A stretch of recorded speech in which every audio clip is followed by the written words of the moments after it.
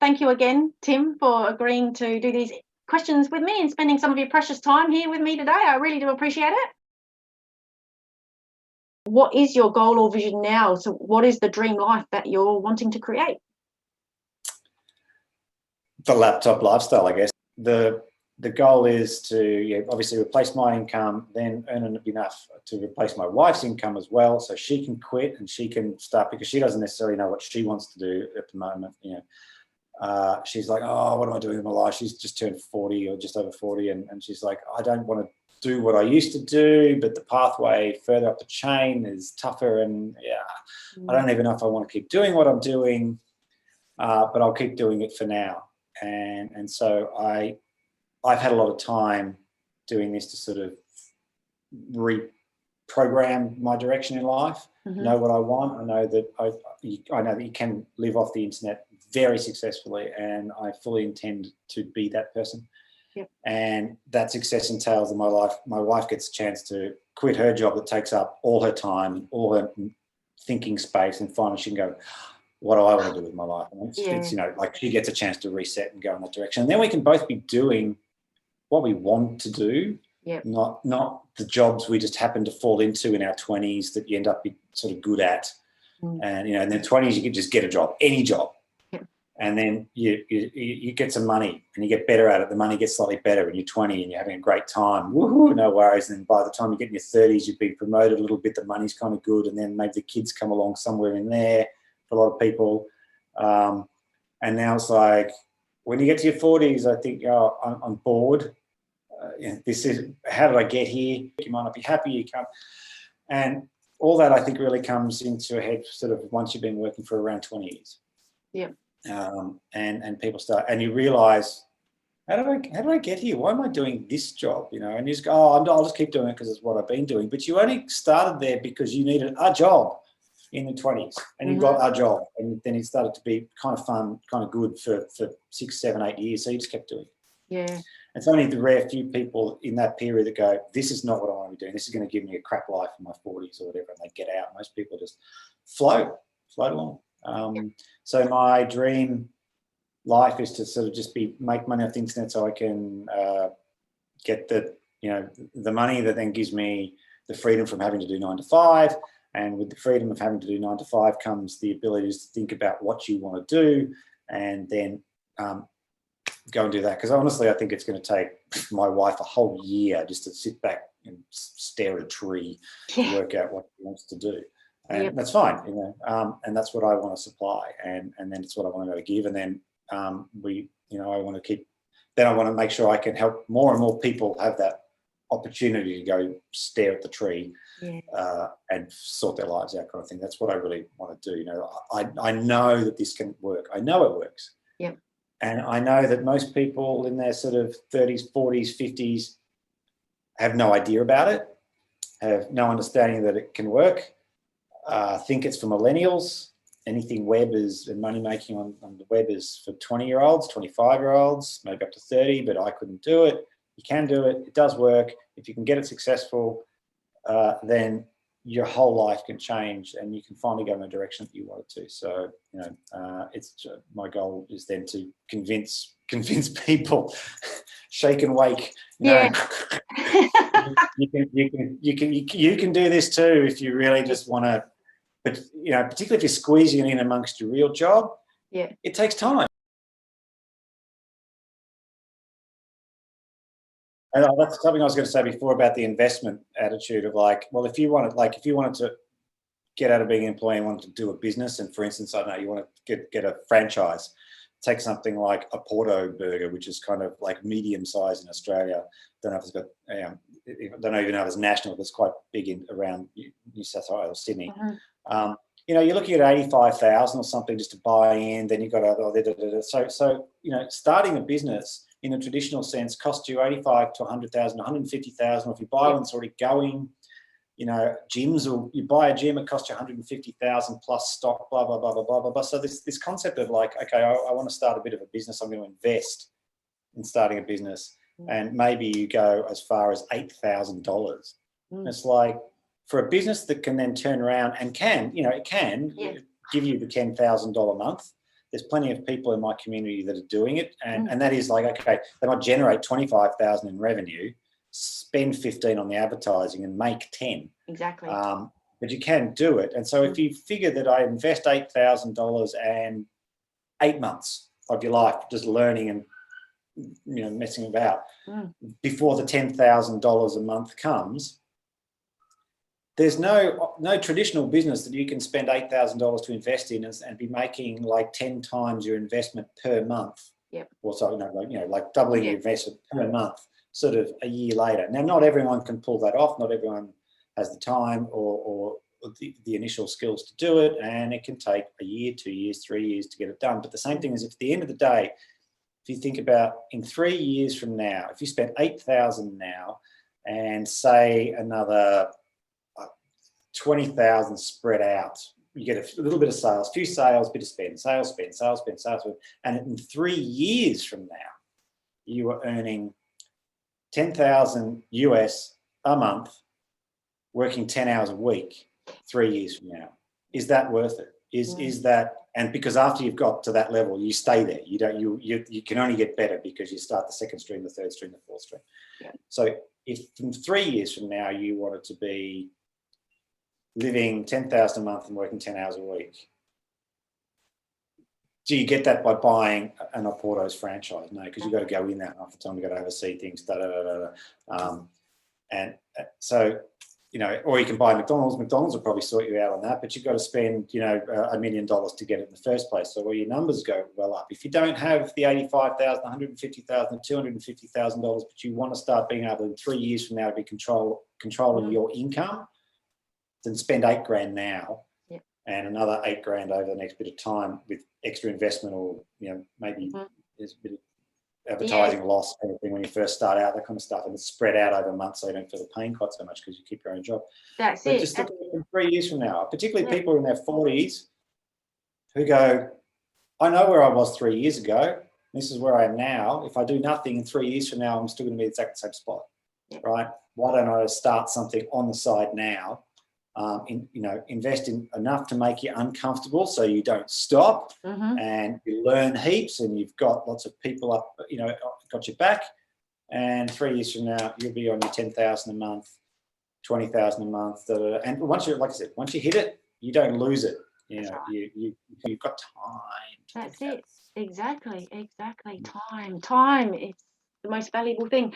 But something I really love about what you're saying there is the fact that you can just spend $8,000 to $10,000 and start a business that's going to provide you with the ability to give you the dream life, to give you 30 hours a week to do your free things, to give you enough income to maybe buy the dream home or this, that, and the other.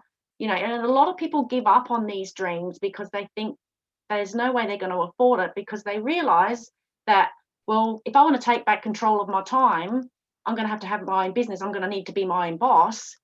But the thought of having to spend $80,000 to $150,000 to create a business, it just sends their hopes down the toilet.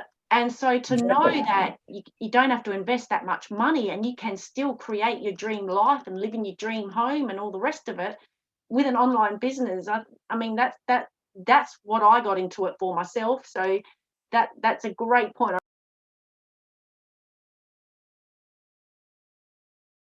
So what would you say was the deciding factor between trying to find this free information online and actually deciding to spend money and invest in yourself and invest in proper education? Well, I think with coaching and training, it's not that you're getting necessary tactics or strategies that don't exist for free somewhere on the net, but you get it curated, and that's the difference. It's curated into a step-by-step process that makes logical. How are you going to do this? How you do this? How you do this? How you do this? How you do this? Yeah. Once you've finished the basics of understanding that, then you can go back. The steps don't necessarily change. You can go back and just skill up at each of the levels and choose which one you want to skill up on next. And so you can find that slowly. but the amount of rabbit holes you'll have to go down to discover that you're, and then the shiny object syndrome, you know, you'll come across something that says, oh, don't do it this way, do it my way, do it this way, do it this way, do it this way. Yeah. So the other thing I believe is to sort of like go, okay, I'm going to commit to one community, one program, one source of information. I believe it's good enough, and just go, no, screw it. You see an ad for something else, don't want to hear about it, don't want to know about it, don't just this. Yeah, otherwise, you'll waste your money because you're going to get the shiny object syndrome and think that guy's course is better. Pay. It's I haven't got results. The results are slow. Oh, that guy's course, that sounds good. I'll do that one. Pay. And that is a recipe for disaster. Yeah, for sure. I kind of liken it a little bit to like you can get a gym membership and you can float around the gym and do a little bit of cardio, a little bit of weights, not really knowing what you're doing, or you can get a personal trainer who's just going to smash you out for a good half hour, job done. Like, you know what I mean? Like, yeah, that sort of concept of yeah. All right. Did you have any fears holding you back? Yes, definitely. Could I get it to work? I mean, I thought, well, you know, can I do this? You know, it's that whole thing. I can see that it works, and I can see it works for some people, but it won't work for me. And that's it's actually one of the hardest things is when it's not working is the mindset just to keep going, because I truly, now that I've joined a community and seen there's so many other ways of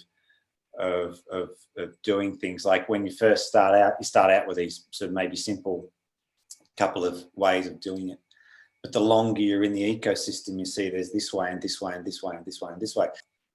You know, I'm not willing to give up. I'm gonna keep going. So was there a fear? Yeah, whether I'd ever be able to do it, whether I was wasting my money investing. And have you done anything to overcome those fears, or has being on the journey helped to overcome those fears? Or yeah, the journey is part of it, and the community, because when you get the fears and you talk to anyone about it, there's just so much help of, like, you know, there'd be a lot of support, right? But I can guarantee you at least one person will say, PM me, you know, like, let's talk direct. And I know how you're feeling. I just did this, and this is what I did to overcome it last month. You know, I went through this last month, or 6 months ago, or whatever. Or you can get one-on-one coaching with guys who are great with the mindset thing. And so, you know, like you go, cool, look, I'm struggling. So, you know, I'll go talk to that guy because I know that guy's all going to help about, like, get me refocused and that kind of thing. So having that support mechanism of having signed up to a community that I want to stick with, and they sort of help you through when your mindset goes. So that's another reason to make sure you join up with somewhere. So what do I do to overcome the fear? I guess you just relied on the community that I am. Yeah, it's always great to be able to reach out to them. They're fantastic.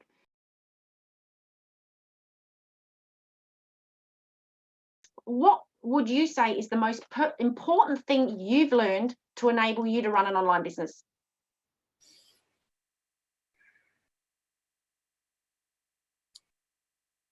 It doesn't survive without traffic. Yes. No online business survives without traffic. So you've got to understand how to get traffic. Yep. So how to get customers, basically. Yep. What would be your advice for anyone who is thinking about starting an online business? Just do it. Because, you know, if you learn so much more when you're in it. You don't know what you don't know. So start, because in the process you find out more. And like I said a bit earlier, there's lots of different pathways. You get shown often one entry pathway, maybe two, but it's just an entry pathway. Once you're in the ecosystem, you see there's so many other opportunities. They start to show up, and you go, oh, I've got this skill, so I don't just have to use it on this one line. I can use this skill now that I now have on this line or this line or this line.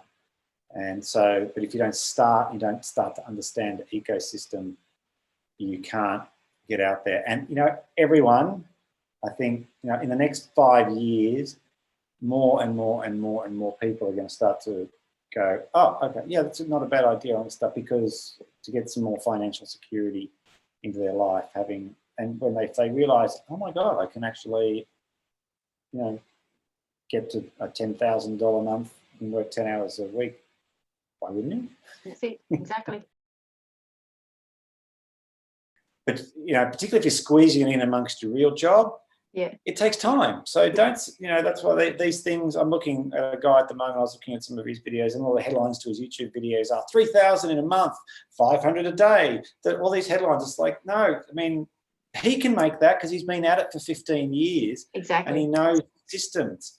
You are not going to earn $500 a day free with no advertising, no paid advertising in a month.